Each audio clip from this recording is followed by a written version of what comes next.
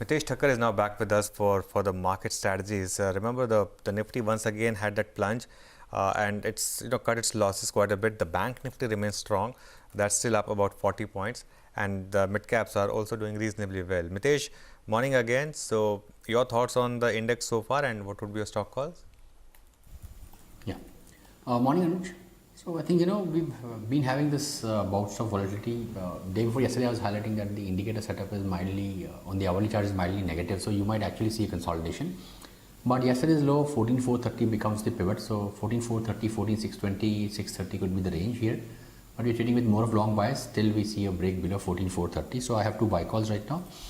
The first one is a buy on Reliance with a stop at about levels of with a stop at levels of 1935, buy for targets of 1980 here, and Ramco Cement is a buy with a stop at 830 for targets of 865. Okay, Reliance and Ramco. Mitesh, any disclosures?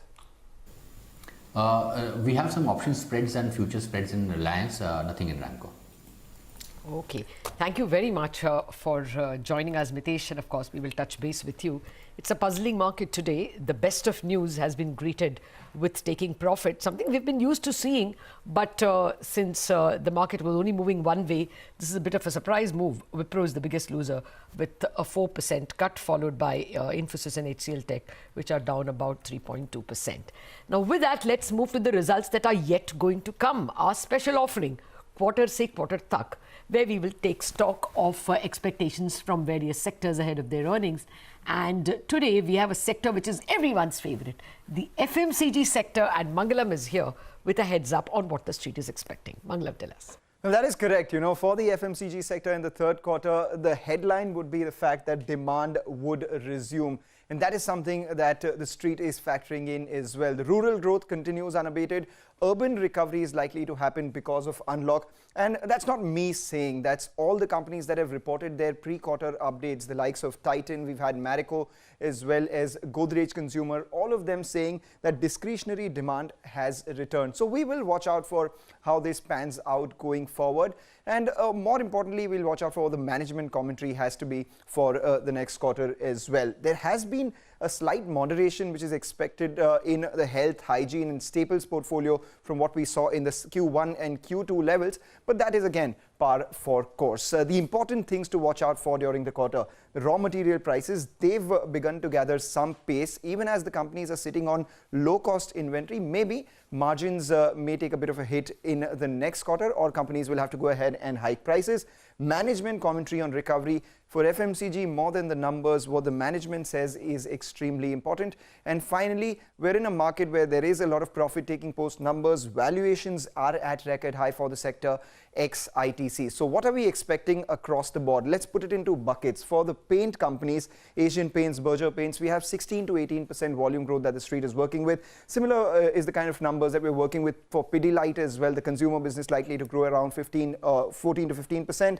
Then we had the bucket of Dabur, Imami, Marico and Godrej Consumer. They are likely to post volume growths anywhere between 8 to 12 odd percent. And then for the biggies, Britannia 7 to 8% domestic volume growth, moderation from what we saw in the past couple of quarters. HUL and Colgate likely to be in the mid-single digit sort of range with 4 to 5%. And ITC is the one where cigarette volumes are likely to decline by around 7 to 8%. So for all of this, the big question, how much are you paying? Well, in terms of FY22 earnings, Asian Paints is 70 times, Nestle 67 times, we have HUL trading at 57 times, and Britannia, because of these, looks cheaper at 46 times. We have Dabur, Marico, GCPL, ITC, of course, trading at 17 times. Is at a steep discount to the sector. Okay, thanks a lot for that. And that's the most important plate, right? The valuation picture. Everything comes at a price. So, Naveen Kulkarni, the CIO of Axis Securities, joins in. Naveen, I'm sure you saw what my colleague Mangalam was putting in front of us. These are really steep valuations. Asian Paints at 70 times, Nestle at 67 times. What is your pick of the pack where there could be growth and valuations are still not that steep? So, of course, valuations are in the context of the growth, right, at the end of the day. So, if there is growth, the valuations will continue to be steep. However, the important factor that we need to look at from the sector perspective is that which are the companies that can actually still surprise positively, and that's how the sector has actually behaved over the last so many years. So in that context, if we look at it, then probably Hindustan Unilever can still surprise positively in the quarterly numbers. Dabur, we feel that there is a good amount of chance that Dabur can still surprise positively. And of course, in the discretionary space, the expectations are still quite mixed, actually, right? So some of the companies, the expectations are the sharper volume decline, margins are going to be under pressure, right? If they can surprise positively, then still there is value to be created. So that's the way that we are looking at it. So it's a question of positive surprises for the quarter. And of course, the second aspect, which is going to be very critical, is the cost structure management and the management commentary on the forthcoming price hikes, or at least the pricing picture, how it can evolve.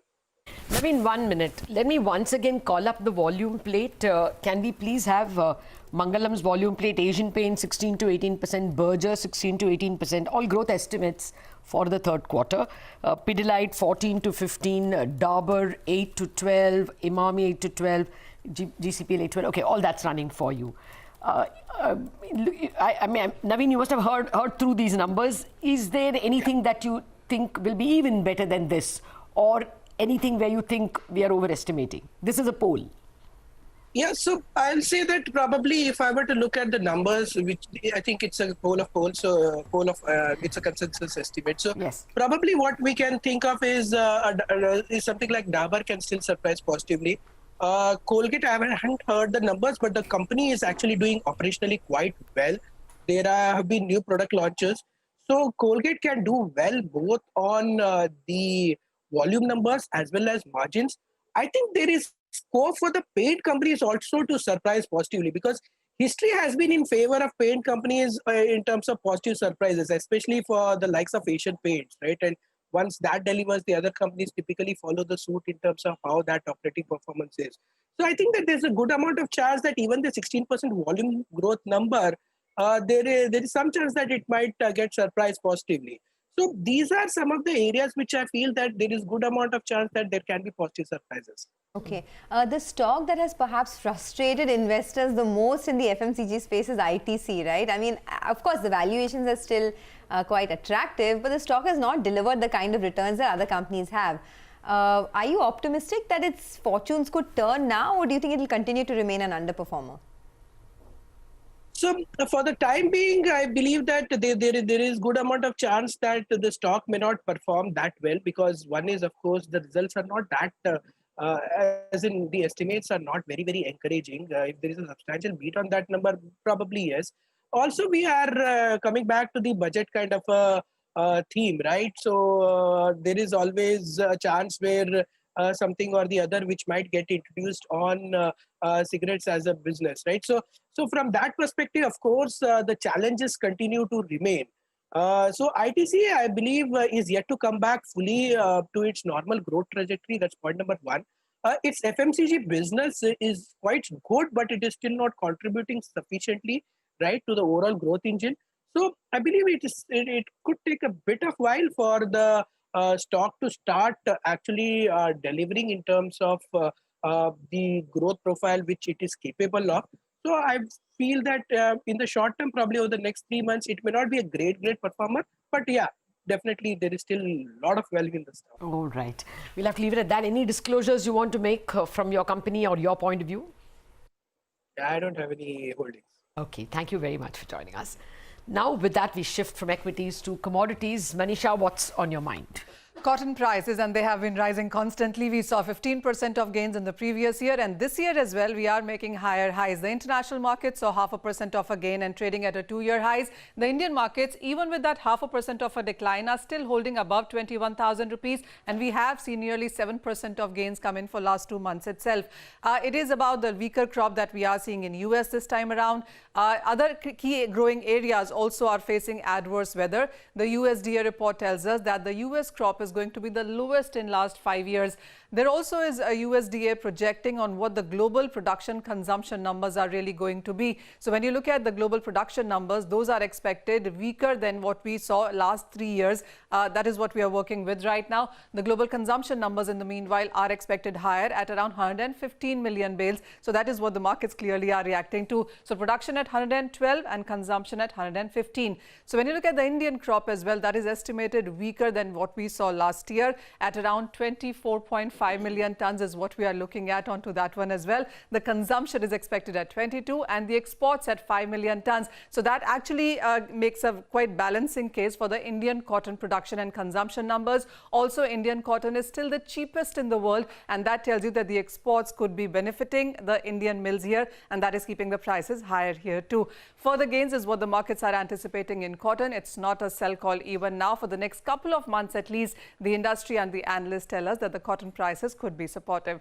But that is not the case for other commodities, and that is where we have a sell coming in from SMC Comtrade. They have a sell in crude, 3,800 could be on charts. They also have a sell in silver, where they're looking at targets of 64,700 for the day.